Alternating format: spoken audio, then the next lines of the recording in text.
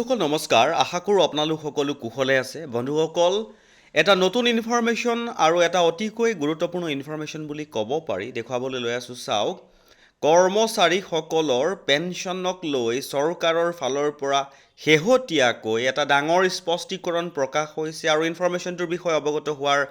লগে লগে আপোনালোকৰ সৈতে শ্বেয়াৰ কৰিছোঁ কাৰণ এজন কৰ্মচাৰীয়ে 10 বছৰ চাকৰি কৰাৰ পাছত তেওঁ পেঞ্চনৰ কাৰণে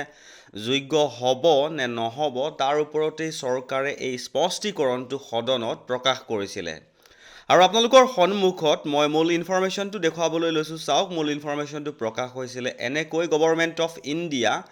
ministry of labour and employment লোকসভাৰ 433 নম্বৰ প্ৰশ্ন হিচাপে কৰ্মচাৰীসকলৰ হৈ এইকেইটা গুৰুত্বপূৰ্ণ প্ৰশ্ন কৰা হৈছিলে আপোনালোকৰ সন্মুখত মই দেখুৱাবলৈ যত্ন কৰিছোঁ আৰু তাৰ লগে লগে চৰকাৰৰ ফালৰ পৰা সদনতো ইয়াৰ উত্তৰ হিচাপে প্ৰশ্নকেইটাৰ উত্তৰ হিচাপে উত্তৰ দিয়া হৈছিলে সকলো সবিশেষ সামৰি আপোনালোকে বুজি পোৱাকৈ আজিৰ এই ভিডিঅ'টোৰ জৰিয়তেই সহজ সৰলকৈ অসমীয়াত আপোনালোকক জনাবলৈ যত্ন কৰিম আৰু যদি প্ৰথমবাৰৰ বাবে আমাৰ চেনেলৰ ভিডিঅ' ভিজিট কৰি আছে বা চেনেলটো ভিজিট কৰি আছে তেনেহ'লে চেনেলটো ছাবস্ক্ৰাইব কৰি হাতত ৰাখিব আগলৈকো আজিৰ দৰে এনেকুৱা কিছুমান গুৰুত্বপূৰ্ণ ইনফৰমেশ্যন আপোনালোকে পাই থাকিবলৈ সক্ষম হ'ব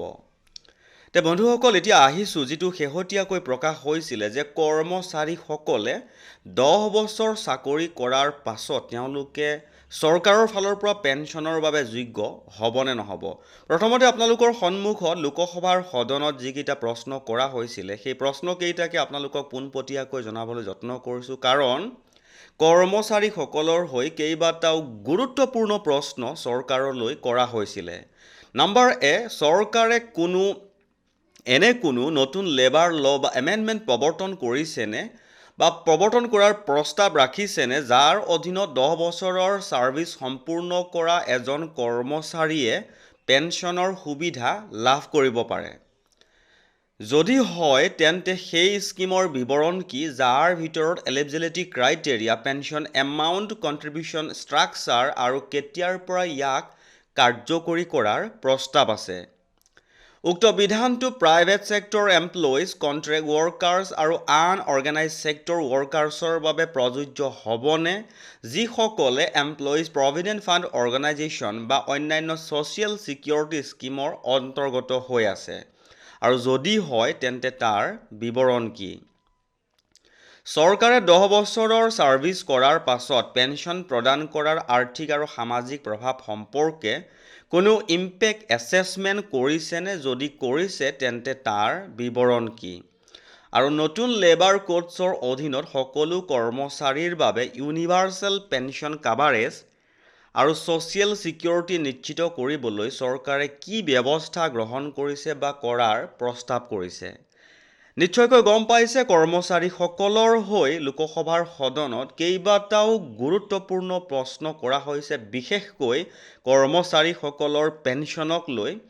আৰু চৰকাৰৰ ফালৰ পৰা উত্তৰ দিয়া হৈছিলে চৰকাৰৰ ফালৰ পৰা খুব সুন্দৰকৈ উত্তৰটো দিছে এক নম্বৰ উত্তৰটো হ'ল এমপ্লয়িজ প্ৰভিডেণ্ট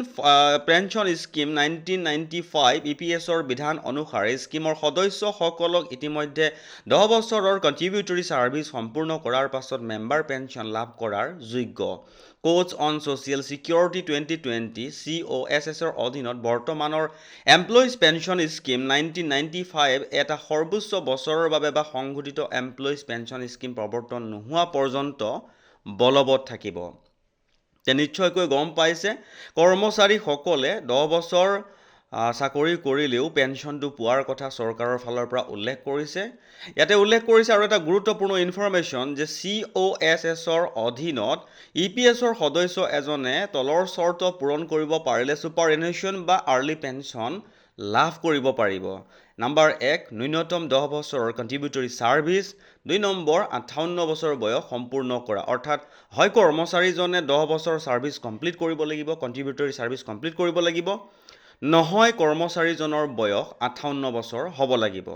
ইয়াৰোপৰি 50 বছৰ বয়সৰ পাছত চাকৰি এৰি আৰ্লি পেঞ্চন ল'ব পাৰে কিন্তু 58 বছৰ পূৰ্ণ নোহোৱা প্ৰতিটো বছৰৰ বাবে